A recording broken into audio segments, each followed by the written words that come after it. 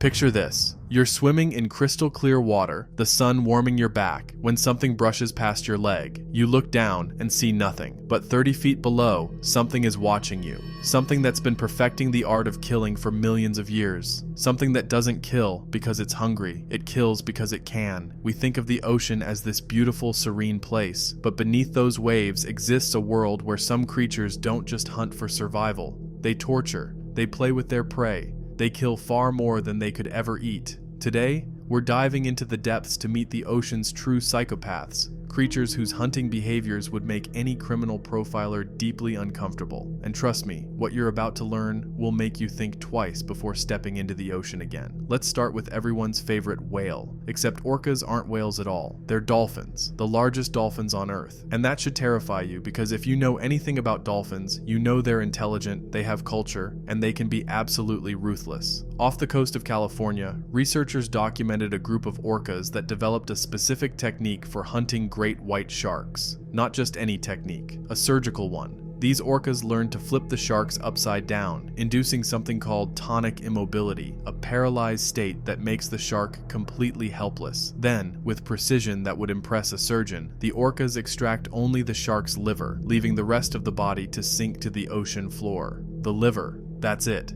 The most nutrient-dense organ, rich in oils and vitamins. But here's what makes this truly disturbing. A single orca needs to eat about 500 pounds of food per day. A great white shark's liver weighs roughly 15 to 20 pounds. Do the math. These orcas aren't killing sharks because they're hungry. They're killing them because they've developed a taste for a specific delicacy. In 2017, 5 great white shark carcasses washed up on the beaches of South Africa's False Bay, all with the same injuries: surgical incisions, missing livers. The precision was so exact that scientists initially thought humans might be involved, but underwater footage revealed the truth. 2 male orcas, nicknamed Port and Starbird because of their distinctive collapsed dorsal fins, had essentially declared war on the shark population. They weren't eating the sharks, they were harvesting them. And it gets worse. After these attacks began, great white sharks, apex predators that have ruled the oceans for millions of years, abandoned their hunting grounds entirely. They fled. Researchers tracked sharks swimming hundreds of miles away from areas where orcas had been spotted. The presence of orcas didn't just scare them, it triggered a mass exodus. But orcas don't just terrorize sharks. In the Antarctic, they've been observed playing with seals before killing them. And I mean playing. They'll knock a seal off an ice floe, then instead of finishing it quickly, they'll pass it between pod members like a volleyball, sometimes for over an hour. The seal is injured, exhausted, and terrified, but the orcas keep the game going. When they finally kill it, they often don't even eat it. Some marine biologists have documented orcas teaching their young to hunt by repeatedly throwing seals into the air, catching them and throwing them again. The seal doesn't survive this lesson, but death isn't the point. The point is practice. The point is perfecting a technique. The point is enjoying the hunt itself. Which brings us to an even more disturbing question. What happens when one of the ocean's most brutal predators decides to target something even more dangerous? If you've never heard of Humboldt squid, consider yourself lucky. These creatures grow up to 6 feet long, weigh up to 100 pounds, and hunt in groups of up to 1,200 individuals. They're also known by another name among fishermen, red devils. The name isn't metaphorical. When Humboldt squid hunt, their skin flashes between red and white in rapid, pulsating patterns. Scientists believe this is a form of communication, a way for the squid to coordinate attacks in the pitch-black depths where they normally live. But to anyone who's witnessed it, the flashing looks like something else entirely. It looks like rage. Each squid has 8 arms lined with hundreds of razor-sharp suckers. Inside each sucker are rings of teeth, not tooth-like structures, actual chitinous teeth that can tear through flesh, neoprene wetsuits, and fishing nets with equal ease. At the center of their arms sits a beak, similar to a parrot's but powerful enough to bite through bone. In 2003, a Mexican fisherman named Eduardo Gonzalez was pulled overboard while fishing for Humboldt squid off the coast of the Sea of Cortez. His crew managed to haul him back into the boat after 30 seconds in the water. His wetsuit was shredded. His body was covered in circular wounds where the suckers had latched on and the teeth had dug in. He survived, but barely. He refused to ever fish for them again. What makes Humboldt squid particularly terrifying isn't just their equipment for killing, it's their behavior. When one squid in a group is injured, the others don't scatter. They swarm. They attack the wounded member, tearing it apart and consuming it in seconds. This isn't a feeding frenzy triggered by blood in the water. It's calculated, it's opportunistic, and it happens every single time. Researchers studying Humboldt squid have documented something even more disturbing. When the squid encounter a larger predator, like a sperm whale, they don't flee, they attack, en masse. Dozens of squid latching onto a whale that outweighs them by thousands of pounds, biting and tearing at its skin. They can't kill the whale. They know they can't kill the whale, but they attack anyway. Dr. William Gilley, a marine biologist at Stanford University who spent decades studying these creatures, put it this way: Humboldt squid are opportunistic, aggressive, and they show no fear. If they can bite it, they will bite it. If they can eat it, they will eat it. And if they can't eat it, they'll still probably attack it.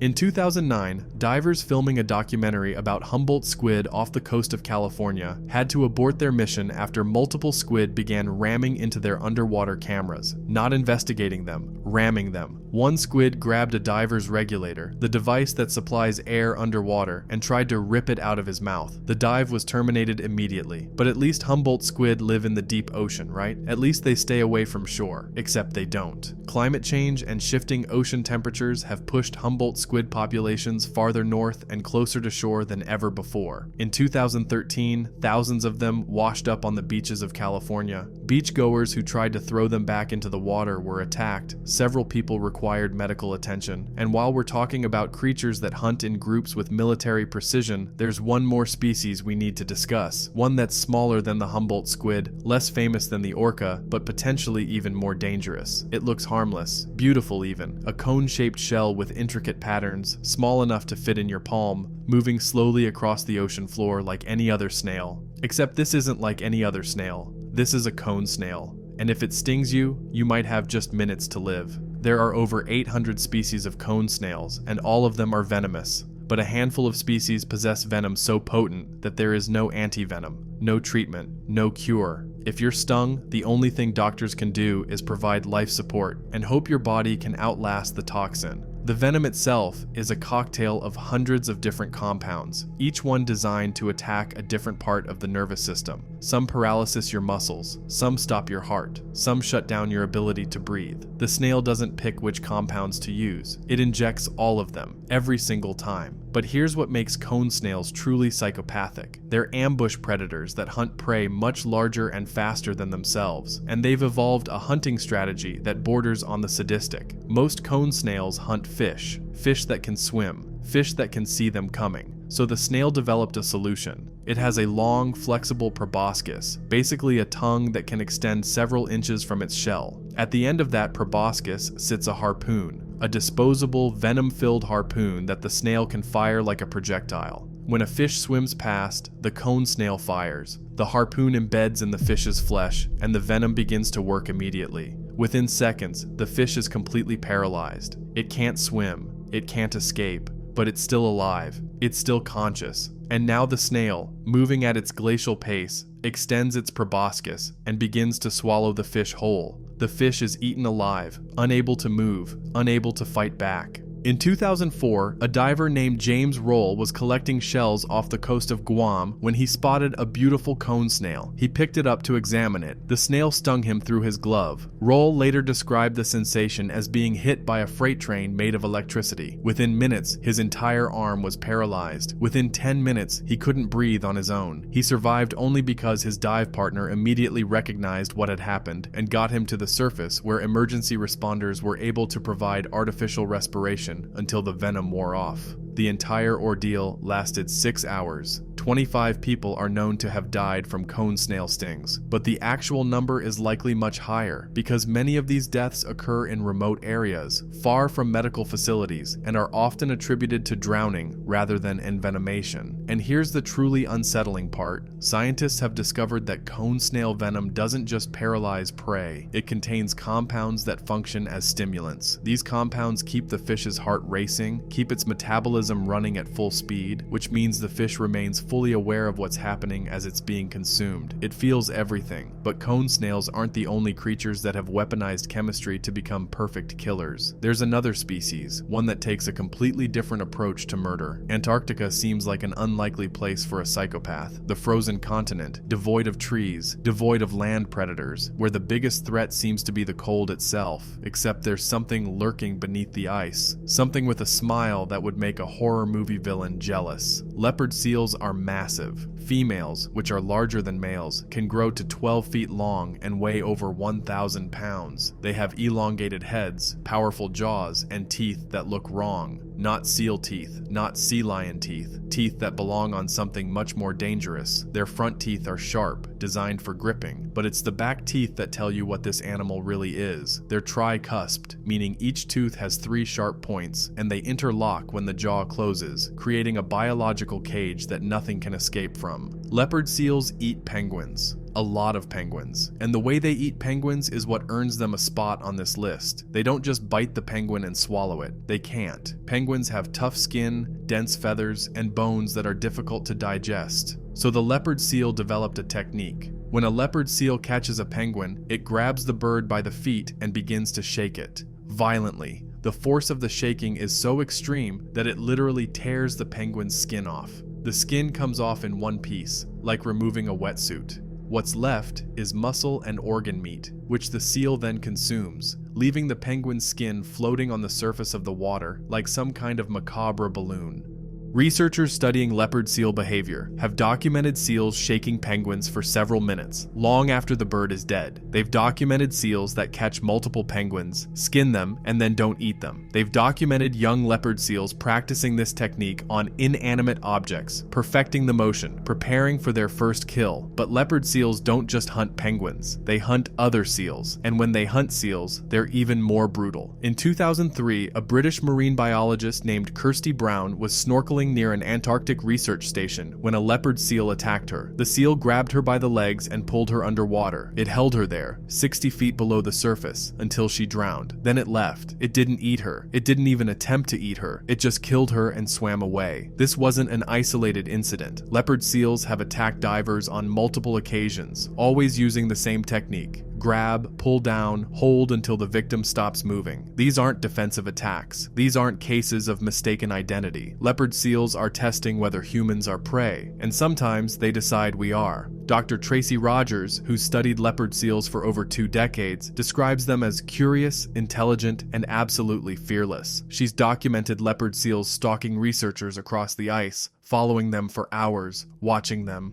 waiting. One seal she studied would surface directly beneath ice floes where penguins were resting, timing its arrival perfectly to coincide with the moment a penguin jumped into the water. It wasn't hunting, it was ambushing. And perhaps most disturbing of all, leopard seals sing. They produce long, complex vocalizations that can be heard for miles underwater. For years, scientists thought these were mating calls, but recent research suggests something else. The songs increase in frequency and complexity when the seals are hunting. They're not calling for mates, they're communicating with each other, coordinating. Which brings us to our final creature, one that proves you don't need to be large to be a psychopath. You just need the right tools and the willingness to use them. It's tiny. Most species are no larger than a golf ball. It has soft, delicate skin covered in mesmerizing blue rings that pulse and glow when the animal is threatened. It looks like something you'd see in an aquarium, something you'd want to touch. That would be the last mistake you'd ever make. The blue-ringed octopus carries enough venom to kill 26 adult humans, and there is no anti-venom.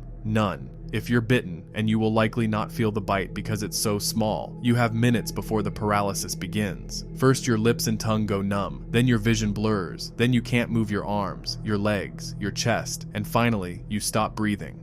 But here's the terrifying part. You're completely conscious the entire time. The venom doesn't affect your brain. It only paralyzes your muscles. You're aware. You're thinking. You're trying to scream, but nothing comes out because your vocal cords don't work anymore. You're suffocating because your diaphragm won't contract, but you're fully aware of it happening. If someone finds you immediately and provides artificial respiration, you might survive. The venom wears off after a few hours. But those hours are hell. You're trapped inside a body that won't respond, feeling your lungs burn for air, unable to communicate, unable to move, unable to do anything but wait and hope. The venom itself comes from bacteria that live inside the octopus's salivary glands. The octopus doesn't produce the toxin, it farms it. It cultivates colonies of bacteria specifically because those bacteria produce tetrodotoxin, one of the most potent neurotoxins known to science. It's the same toxin found in pufferfish, the same toxin that's killed hundreds of people who've eaten improperly prepared fugu in Japan. But the blue-ringed octopus doesn't use its venom defensively. It uses it to hunt. These octopuses prey on crabs, shrimp, and small fish, animals with hard shells and tough skin, animals that would be impossible for a soft-bodied octopus to overpower. So it doesn't try. It bites them, injects the venom, and waits. The crab freezes mid-step.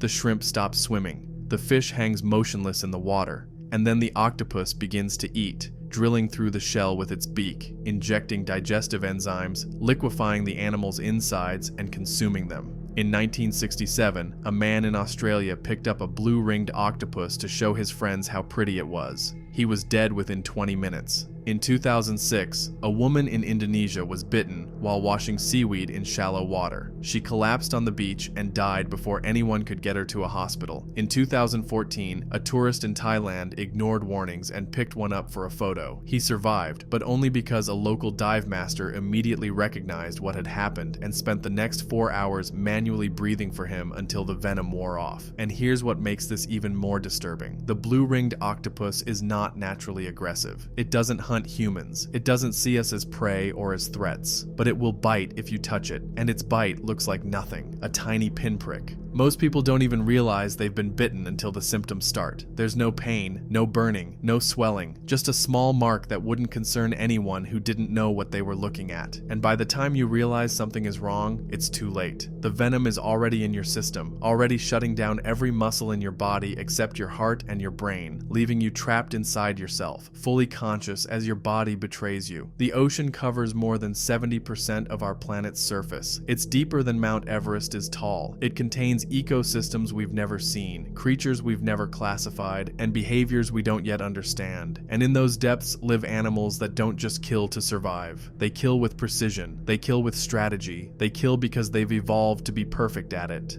Orcas that perform surgery on sharks and torment seals for entertainment. Humboldt squid that hunt in swarms and turn on their own. Cone snails that have weaponized chemistry itself. Leopard seals that stalk their prey with the patience of a serial killer. And blue-ringed octopuses that carry enough venom to kill dozens of humans but look like living jewelry. These aren't movie monsters. They're real. They're out there right now, hunting, killing, perfecting techniques that have made them the ocean's most efficient predators. And the scariest part? We're still discovering new species every year, still learning about behaviors we never knew existed, still realizing that the ocean's depths hold creatures that operate on a level of predatory efficiency that borders on the psychopathic. So the next time you're at the beach, standing at the edge of the water, take a moment to remember what's out there, remember what's watching, remember what's waiting. Because the ocean doesn't care about you. It never has. It's home to creatures that have spent millions of years learning how to kill, and they're really, really good at it. If you enjoyed this deep dive into the ocean's most ruthless predators, hit that like button and subscribe for more content about the natural world's darkest corners, because trust me, we've only scratched the surface of what's lurking beneath those waves.